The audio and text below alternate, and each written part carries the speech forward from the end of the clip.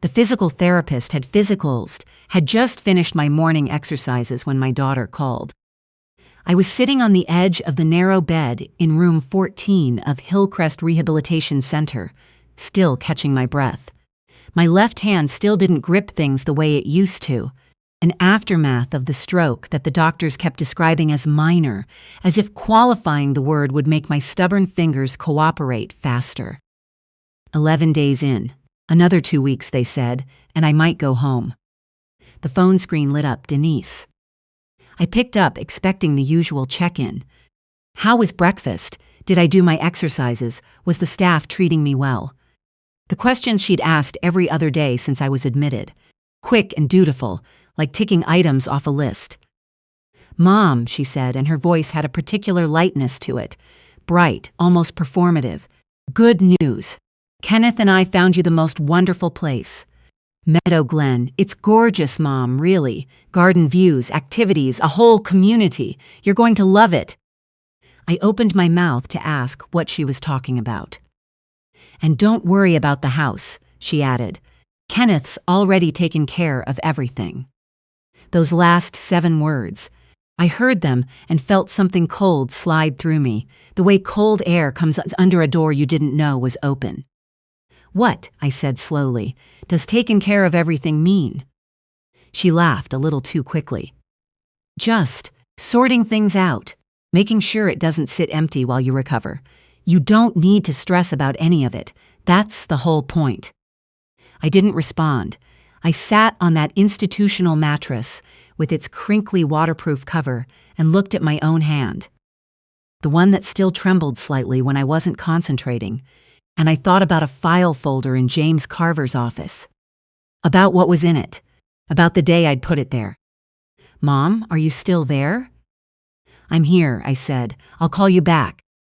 I hung up before she could say another word. My name doesn't matter as much as what I'm about to tell you, but you should know a few things about me. I'm 72 years old. I was a school librarian for 31 years at the same elementary school in Fairfield, Ohio. I read everything. I remember everything I read.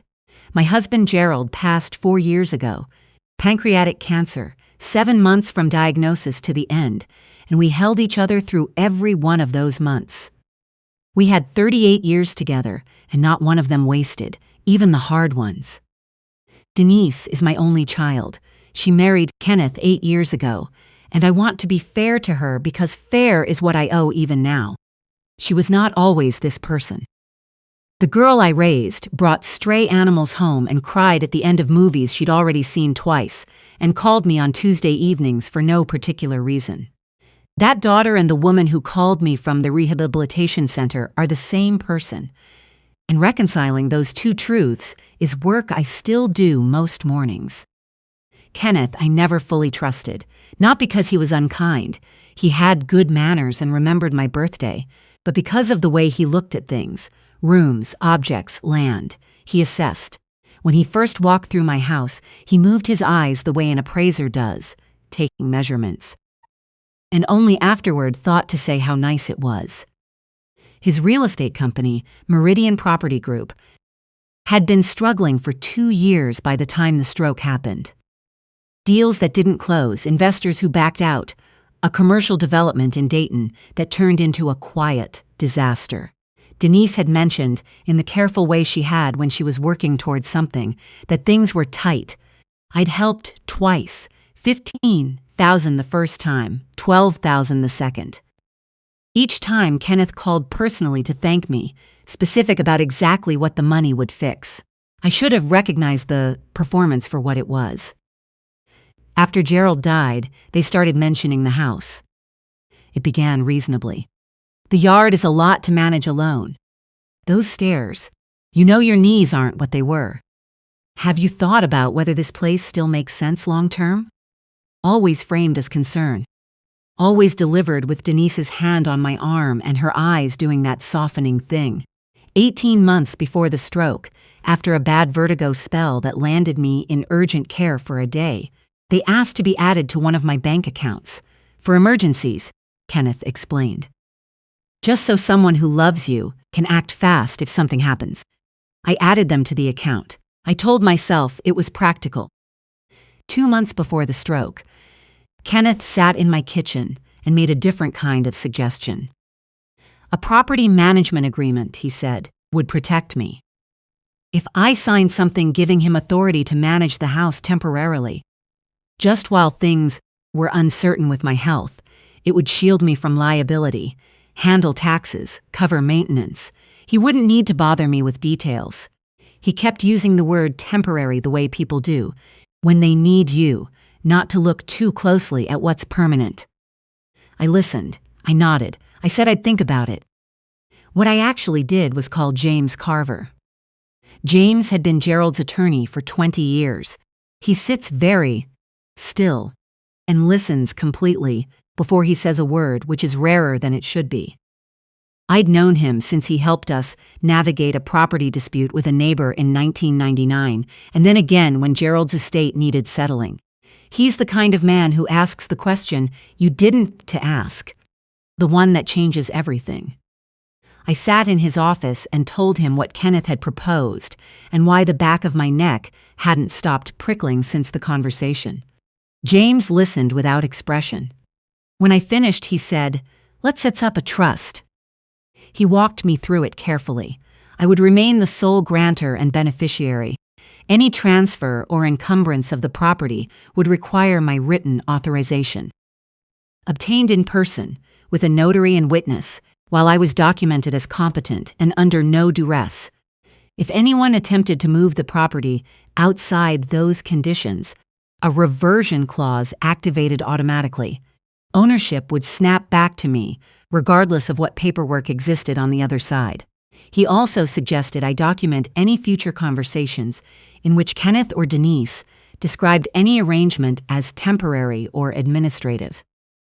2 weeks later, on a Sunday afternoon when Denise called to follow up on Kenneth's proposal, I set my phone on the kitchen counter and let it record. She said, and I can quote this from memory because I have listened to the recording many times since. "Mom, it's not like we're taking anything. The house stays yours. It's all yours. We just handle the day-to-day while you're not at your best." I thanked her and said I was still thinking and ended the call. That recording, along with a notarized affidavit, prepared by James's paralegal documenting my intent, went into a folder labeled with my name and the date. It sat in James Carver's filing cabinet for 9 months, while I went about my life, hoping I was wrong about what my son-in-law was capable of. I was not wrong. From the rehabilitation center, I called James the same afternoon Denise mentioned Meadow Glen. He already knew something was happening. He'd been monitoring the county recorder's database, as we'd agreed.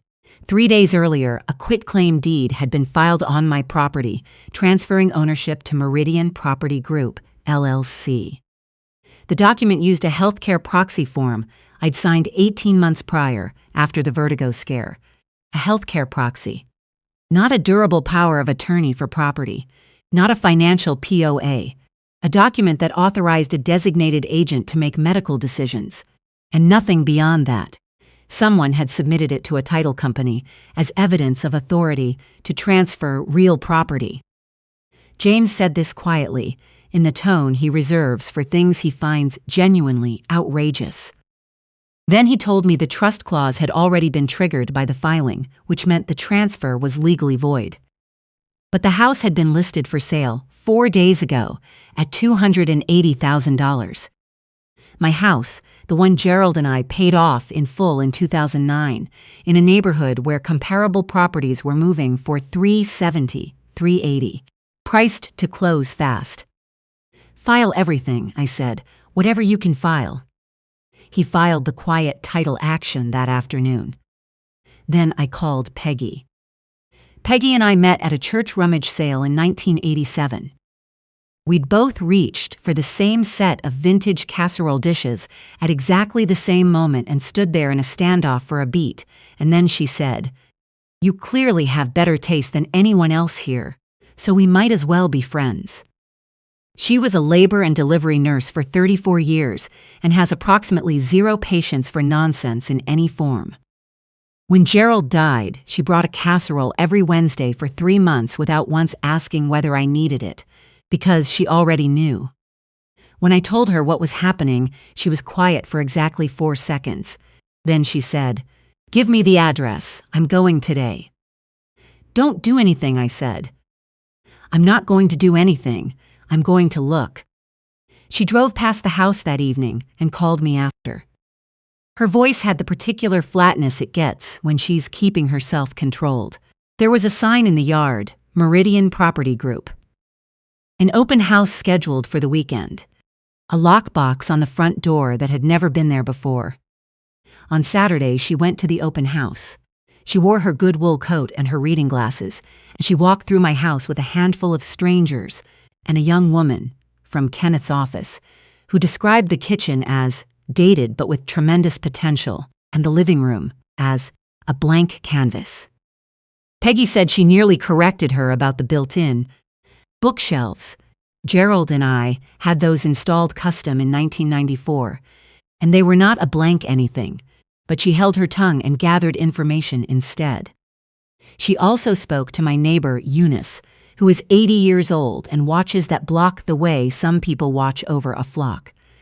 Eunice told Peggy that Kenneth and Denise had stood in my driveway 9 days prior and argued loud enough that she stepped onto her porch to make sure no one needed help. She heard Denise say the price was too low.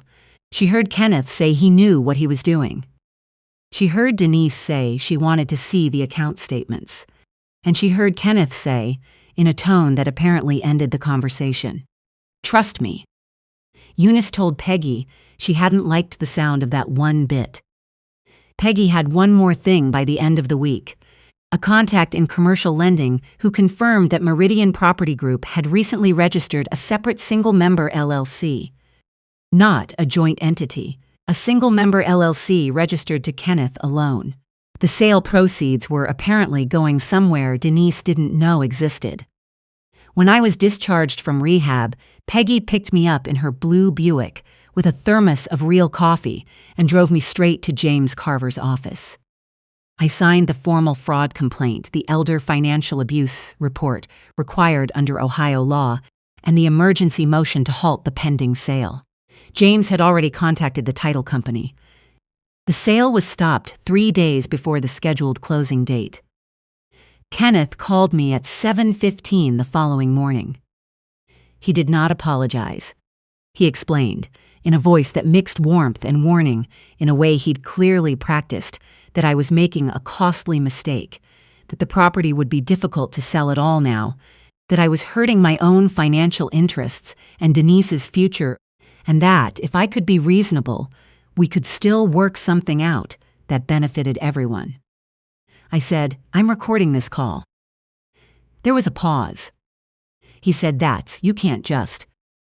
"Ohio is a one-party consent state," I said. "I looked it up some time ago. You can finish what you were saying." He hung up. Denise called an hour later. She sounded different, thinner somehow, less composed. She'd been trying to access the holding account Kenneth had set up, the one she assumed was joint, where the house proceeds would land. She couldn't get past the login. Kenneth had changed the password. She'd also checked their personal savings that morning. "How did you know to look there?" she asked. I hadn't known exactly, but I'd understood the shape of him well enough. What came out through the attorneys and the bank's fraud department over the next weeks was this. Kenneth had planned from the beginning to move the full $280,000 into the single-member LLC and route it through 2 additional accounts before it became untraceable. He'd told Denise her portion would come after administrative costs. He'd also, in the week before the sale was stopped, moved $67,000 from their joint personal savings into an account registered only in his name.